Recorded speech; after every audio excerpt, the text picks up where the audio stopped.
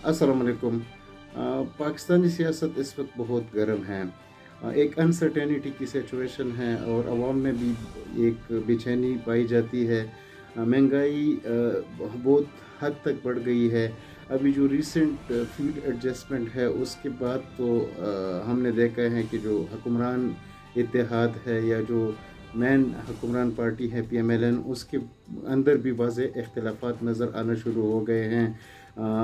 Party के कुछ अरकान जो है वो चाहते हैं कि ये फ्यूल इंक्रीज़ हो और हम IMF के प्रोग्राम में चले जाएं, जिसके लिए ये प्री रेक्विज़िट है। लेकिन जो पाकिस्तान मुस्लिम लीग नून के रहनुमा हैं नवाज शरीफ, वो लंदन में एक इजलास से उठ के चले गए थे और इसी बात पे चले गए थे कि आप लोगों ने ये फ्यूल की जो प्राइसेस है उसको और ज़्यादा नहीं करना है। दूसरी तरफ जो हम देखें तो जो पाकिस्तान तहरीक इंसाफ है वो अपनी मुश्किल उसके लिए रोज़ बरोज़ बढ़ती जा रही है। इमरान खान साहब पे जो नाअहली के 2 केसेस हैं जिसमें जिसका उसको सामना करना पड़ रहा है। एक उसमें वो ममनूना जो फॉरेन फंडिंग केस है, एक वो है और दूसरा तोशा खाना है। जिस दोनों को वो टेक्निकल बुनियादों पे इमरान खान साहब कह रहे हैं कि वो उसको टैकल कर रहा है।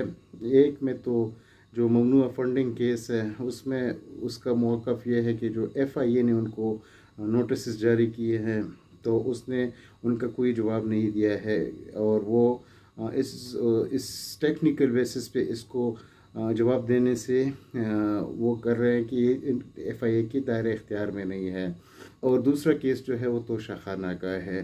तोशा खाना में जो लोगों ने बाहर के ममालिक के सरबराहान ने उनको जो तहाइफ दिए है वो उसने बाज़ार में बेच दिए है और वो भी एक केस और रेफरेंस उसके ख़िलाफ़ बन गया है इलेक्शन कमीशन की तरफ से।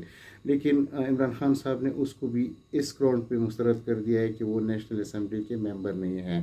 हालांकि टेक्निकली उसका इस्तीफ़ा मंजूर नहीं किया गया है।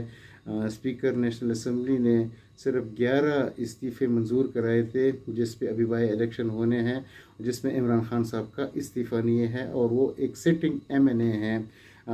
लेकिन इमरान खान साहब की चूँकि ये टैक्टिस रही है पिछले 8 सालों से, जब से 2014 में ये फॉरेन फंडिंग केस शुरू हो गया था तो वो उसको मुख्तलिफ हरबों से उसको डिले करता रहा।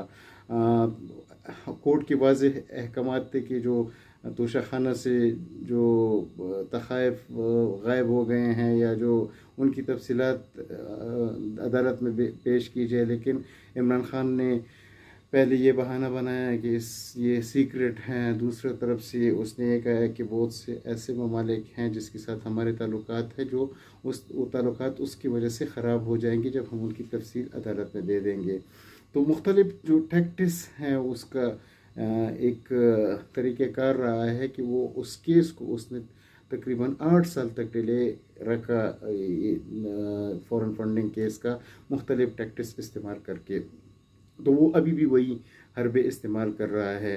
लेकिन इस पूरी सिचुएशन में जो मार्केट है उस पर बहुत बुरे असर पड़ रहे हैं। डॉलर की जो थोड़ी सी वो 1 रुपये की कदर में ज़्यादती हो रही थी और डॉलर जो है वो सस्ता हो रहा था, तो आज 2 दिनों से डॉलर की कीमत में आहिस्ता आहिस्ता फिर इजाफा होना शुरू हो गया है और इसकी वाज़ेह वजह यही जो पॉलिटिकल अनसर्टेनिटी है वो है।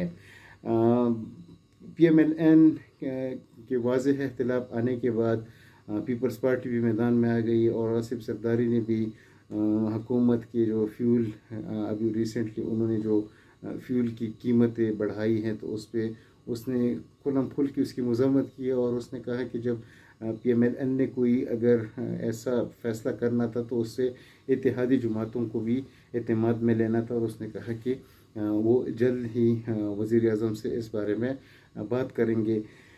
तो इस पूरी जो पॉलिटिकल कशमकश हैं उसमें मसला ये होता है कि जो मार्केट है उस पर जो ताजर है या जो इन्वेस्टर हैं उनका एतमाद उठ जाता है और जो पॉलिटिकल अनसर्टेनिटी होती है उससे फिर मईशत पे भी इसका एक डायरेक्ट असर होता है اور آج کل کی جو حالات ہے وہ بہت زیادہ پولیٹیکل جو سچویشن ہے، جو ٹیمپریچر ہے وہ بہت گرم ہے پاکستان میں، اور روز بروز اس میں ایک اضافہ ہوتا جا رہا ہے، اور ملک جو ہے وہ ایک پولیٹیکل انسرٹینٹی کی طرف دوبارہ جا رہا ہے۔